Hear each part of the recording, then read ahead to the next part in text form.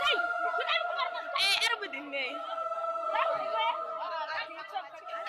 A ban da ke mama. Saboda idan kin yi jimi ne dole fuska na zai fito. To ga abin da take so ta yi kuma sai. Allah ya isa ku tsakanin mu da kai. This story is crazy. It's about a woman who murdered her husband in Borno State, Nigeria. And the reason she did it will leave you speechless. You see, we've talked about husbands killing wives and wives killing husbands on this channel a couple of times, many times if we had to count. But this one is nothing like we've talked about before. This one is nothing like I've heard before. This is the first of its kind. One I think should open a window for a broader conversation. So the victim was a Muslim cleric named Goni Abba. He is married to more than one wife, according to what is being said, because the wife who poisoned him, 25-year-old Fatima Abubakar, was his second wife. So it's safe to say this man may have had more than one wife. The killing of the man itself may have happened on the 18th or 17th, thereabouts. But it was on the 19th of October that the wife was arrested by the police. The day Goni Abba was killed by his 25-year-old wife, Fatima Abubakar, it was said that he had gone to the mosque and he had just returned when his food was served by his second wife, Fatima Abubakar. So Fatima had served him his food,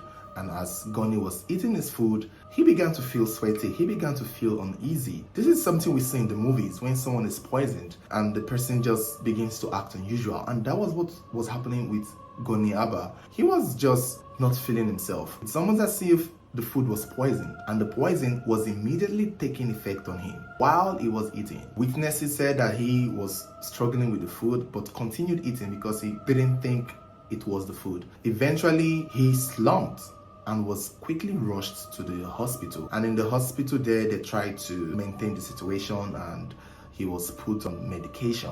And I think it was then that they identified that he may have been poisoned. So after the hospital identified that he was poisoned, they tried to stabilize his blood pressure and the poison in his system. And for what it seemed, he was responding to treatment and was asked to go back home. Unfortunately, when he got home, he died. He did not even take long before he died. And all the other wives, all the other people in the compound, the family of Goni Abba, immediately suspected the second wife, Fatima, and they reported her to the police. They pointed fingers at her. They said she was the one who served him the food. If he was poisoned, it would have to be someone who gave him food, and the person whose duty it was to cook for him that day was Fatima. And by this time, words had already gone around that Fatima had killed Goni Abba, and you know this man is a cleric. People knew him in his neighborhood there in Borno State, and so people were already charging. People were already angry, and they were at her door trying to get to her, trying to bring her out so they could lynch her. But luckily enough, the police got there in time and she was, should I say, rescued and arrested, because if the mob had gotten a hold of her, she would have been lynched to death. But that was not the case. Subsequently, Fatima was taken to the station.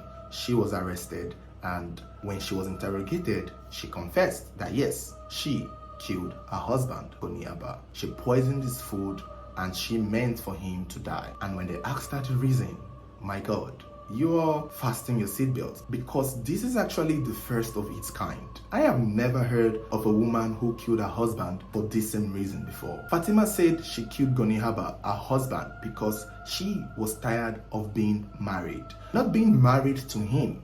You see, other women kill their husbands because they're tired of being married to them. They want to be with someone else. But for Fatima, she was just tired of marriage as a whole. She used to be married before, got tired of it and ran away and was made to get married again. And when she gave birth to her first child, she ran away from the house and slept in an uncompleted building for days because she just did not like the idea of getting married at all. She continued to give her statements. And in one of these statements, she said whenever she wakes up and sees this man, she is so irritated. Not really by the man himself, but by the fact that she's married and she just doesn't like being married. I mean, she could have left this marriage, but she felt it would be easier if the man died so she can have a good reason to not get married again. Probably the previous marriage, her husband did not die, and that was why they assumed she married the wrong person. So she was thinking maybe if this one passes, they will all let her rest.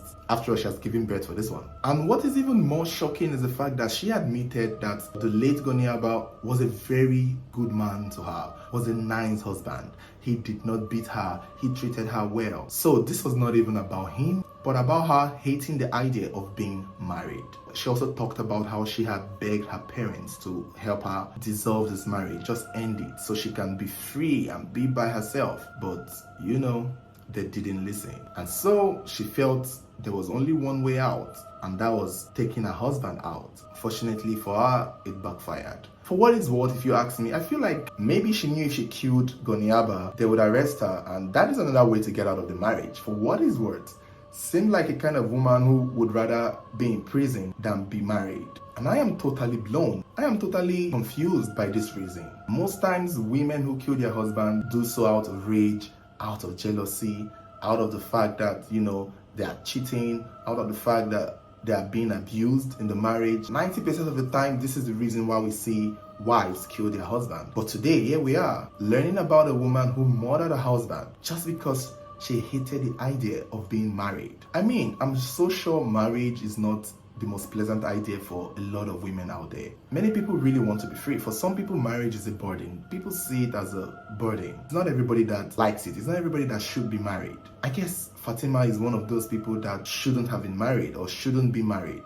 Some people are better off left alone or left to be single forever, because it seemed like she was really struggling in the home, struggling with getting married. Because for her to say when she sleeps and wakes up and realizes she's married, she gets angry and hates herself and hates everything and just hates everyone. It's sort of refreshing, but really tragic that this man lost his life just because a woman hated the idea of marriage. She should have just left. She should have just walked away.